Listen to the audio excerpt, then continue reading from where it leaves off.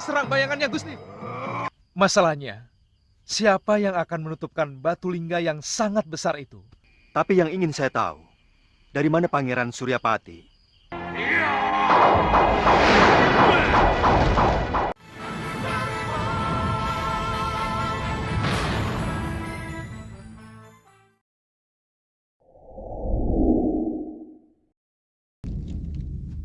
Barang siapa yang melewati batas kota ini dengan niat jahat, maka dia akan hancur.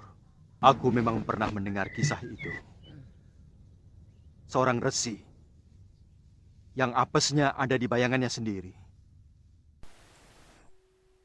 Malam itu, di Malwapati, tampak Suliwah dan Galuh sedang mengintai pergerakan manusia serigala dan para pengikutnya. Mereka pun memang sengaja menunggu kedatangan para perusuh tersebut untuk menghabisi mereka. Segaun Lanang dan para raksasa sekutunya itu pun mulai bergerak memasuki Malwapati. Namun, mendadak saja mereka pun tersengat Tameng Halimun Pati-Batik Matrim dan para pendeta yang siang tadi sengaja dirapalkan untuk menghalau siluman-siluman jahat tersebut.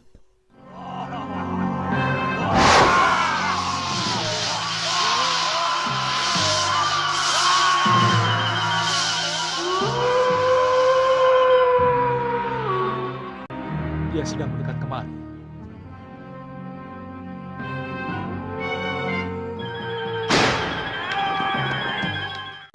Ternyata kesaktian manusia serigala dan para denawa itu sangat tinggi, sehingga mereka mampu menembus Tameng Halimun Malwapati.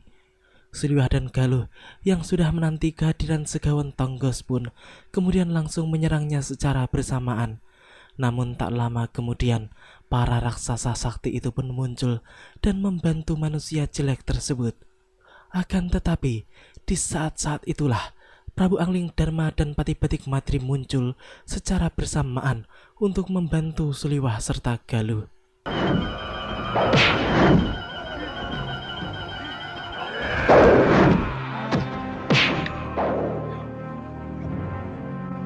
Angling Dharma, aku akan menuntut balas atas kematian ketiga putriku.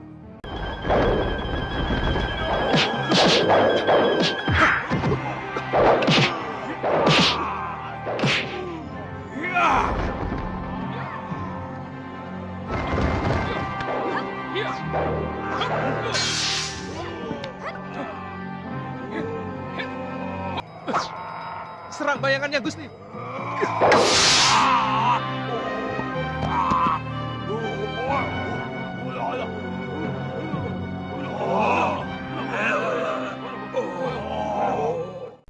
Ya, para denawa itu pun kabur setelah salah satu dari mereka terluka parah akibat serangan yang dilakukan oleh Batik Matrim. Ternyata benar, kelemahan mereka adalah terletak pada bayangannya sendiri, sebab mereka memindahkan rasa sakit ke bayangannya. Kini tinggallah Segawan Tonggos sendirian yang menghadapi Prabu Angling Dharma, dan sudah jelas siapa yang akan menjadi pemenangnya, karena Raja Malwapati tersebut bukanlah tandingan manusia jelek itu.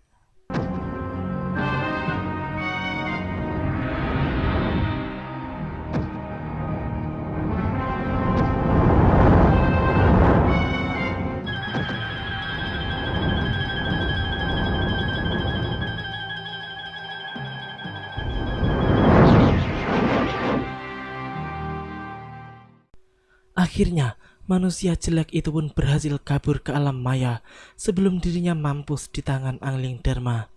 Selanjutnya, mereka semua pun kembali ke istana untuk merundingkan kejadian yang baru saja terjadi.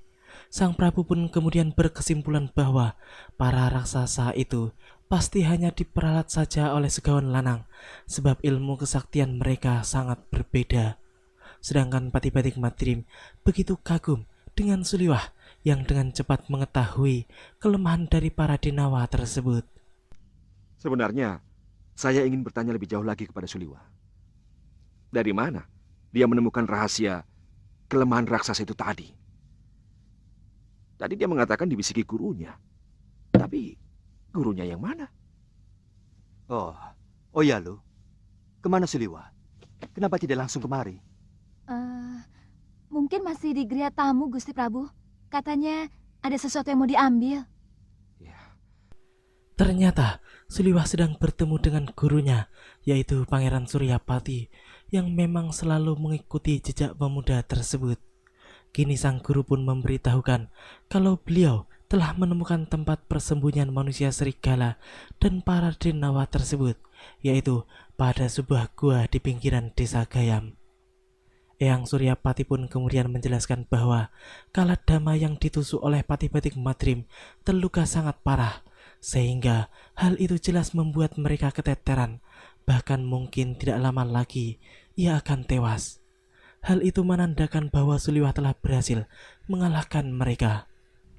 Salah satu dari Kaladama yang ditusuk Batik Madrim menderita luka sangat parah. Tapi belum tentu mereka mau menyerah, Guru. Kalau begitu, mereka harus dikembalikan ke alamnya, ke negeri yang sudah mereka tempati selama beribu-ribu tahun. Mungkin akan mampu menggiring mereka masuk lewat pintu lingga di desa Gayam. Masalahnya, siapa yang mampu menutup batu lingga itu ke pintu masuknya? Saya akan sampaikan kepada Gusti Prabu. Pergilah ke Tilem Sari. Mereka juga sedang menunggu kedatanganmu.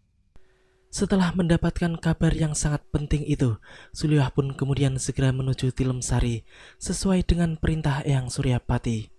Baru saja dirinya bangkit dari duduknya, tiba-tiba ada seorang prajurit yang melaporkan bahwa dirinya sudah ditunggu oleh Prabu Angling Dharma dan Batik Madrim di serambi belakang Tilem Sari.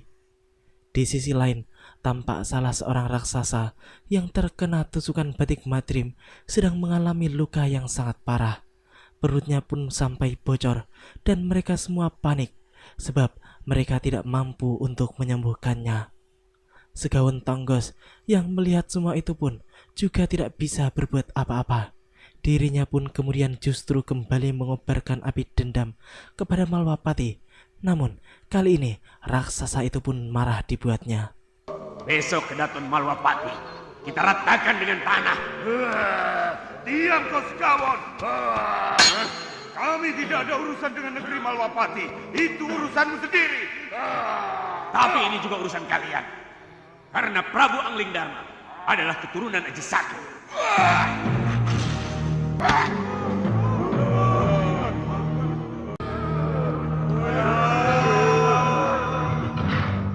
Ini pasti kutuk palsu Gusti Prabu Dewata Cengkar kepada kita. Karena kita telah menyalis sumpah dan janji. Kalian telah melanggar sumpah. Bukankah kalian telah bersumpah untuk kembali ke negeri sendiri? Ya, memang momen ini adalah momen yang sangat tepat bagi Eyang Suryapati untuk menjelma kembali menjadi Dewata Cengkar. Kini para raksasa itu pun sadar kalau mereka sebenarnya hanya diperalat oleh Segawon Lanang saja. Mereka pun kemudian menyetujui perintah Dewata Cengkar untuk kembali ke alam mereka sendiri, yaitu dengan memasuki kembali ke dalam lubang yang ditutup oleh batu lingga yang terletak di desa Gayam.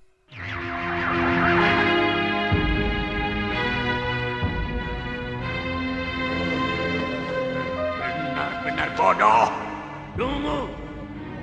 Kalian akan mematuhi perintah raja kalian yang bodoh itu, ha?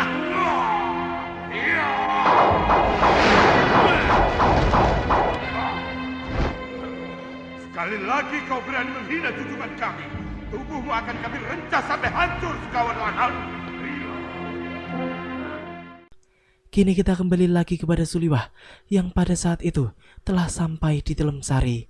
Ia pun kemudian langsung menceritakan tentang kabar yang dibawanya dari Eyang Suryapati, bahwa kaum Kaladama itu harus dikembalikan ke alam mereka, dan pintu keluar masuk ke alam para raksasa tersebut berada di desa Gayam yang masih termasuk ke dalam wilayah Malwapati. Sang Prabu pun kemudian sangat setuju dengan pernyataan Suliwah itu, dan kini hanya ada satu permasalahan, yaitu tentang batu besar penutup lingga. Masalahnya, siapa yang akan menutupkan batu lingga yang sangat besar itu ke lubang pintu itu, Gusti? Maksudmu, lubang pintu keluar masuk itu harus disumbat dengan batu lingga? Benar, Gusti Prabu. Dan menurut guru, sebaiknya Gusti Prabu lah yang melakukannya. Penjelasan Suliwah membuat Prabu Angling Dharma sedikit tertegun. Namun kemudian Suliwah pun menjelaskan lebih lanjut tentang alasan mengapa sang Prabu sendiri yang harus melakukannya. Mendengar penjelasan Suliwah, Batik Madrim pun menyimpulkan bahwa ternyata ada sedikit persamaan antara para raksasa itu dengan manusia serigala, yaitu mereka sama-sama di alam yang sama. Suliwah pun lebih lanjut menjelaskan bahwa para kaladama itu sebenarnya adalah makhluk yang polos dan jujur, namun mereka menjadi brutal karena pengaruh jahat dari segawan lanang yang memfitnah Prabu Angling Dharma agar mereka ikut membenci Raja Malwapati tersebut. Tapi yang ingin saya tahu, dari mana Pangeran Suryapati tahu bahwa pintu masuk itu ada di pinggir sawah di desa Gayam? Gusti Prabu, salah seorang penduduk desa itu yang bercerita. Menurut Ki Bekel, dari dulu sudah ada cerita desa Gayam itu dijaga oleh 11 lingga. Yang 10 akan membentuk sebuah bintang jika dihubungkan dengan tali yang sangat panjang. Keesokan harinya, mereka berempat pun telah sampai di bukit desa Gayam. Sang Prabu pun langsung menyaksikan tentang kebenaran dari cerita Galuh Parwati bahwa di pinggiran desa Gayam terdapat 11 lingga yang membentuk gugusan bintang. Suliwah yang ikut menghitung jumlah batu lingga tersebut pun kemudian memastikan bahwa memang ada 11 lingga di tempat tersebut, dan lingga yang berada tepat di tengah-tengah lah yang digeser oleh si Bolem, salah satu penduduk desa Gayam. Setelah memastikan letak batu lingga tersebut, Suliwah pun kemudian mengajak ketiganya untuk menuju rumah kepala desa. Siapa namanya? Si Bolem. Iya. Gusti Prabu Angling Dharma dan Gusti Patih Batik Madrim akan mengembalikan para kaladama itu ke alamnya. Karena upacaranya akan diadakan nanti malam. Maka rumah si Bolem itu bisa untuk istirahat sambil menunggu waktu. Rumah Bolem dekat dari sini? Dekat, Gusti. Malam itu, terlihat Dewata Cengkar jelmaan Eyang Suryapati sedang menuntun para kaladama untuk menuju desa Gayam dan mendekati batu lingga tempat mereka akan masuk kembali ke alamnya. Sedangkan Prabu Angling Dharma, Patih Batik Madrim, dan Galuh pun sedang kusyuk mengadakan upacara di rumah si Bolem. Sementara Suliwah sendiri bertugas untuk berjaga-jaga di luar rumah. Tak lama kemudian, Eyang Suryapati pun muncul untuk memberitahukan kepada Suliwah bahwa para kaladama telah sampai di desa Gayam dan akan segera digiring olehnya menuju batu lingga. Setelah itu, Eyang Suryapati pun kembali menjelma menjadi Dewata Cengkar dan segera menuju para raksasa tersebut. Sedangkan Suliwah cepat-cepat memberitahukan kepada Prabu Angling Dharma bahwa mereka sudah waktunya menuju lokasi batu lingga. Cepat Suliwah, mereka sudah mengadakan upacara. Baik, Guru. Mereka sudah siap.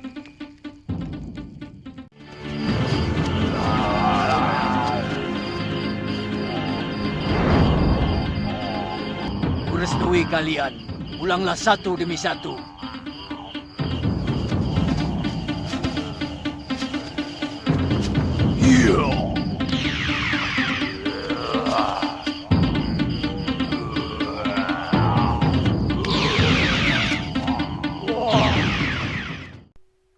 Ya, akhirnya para raksasa itu pun kembali ke alamnya satu persatu.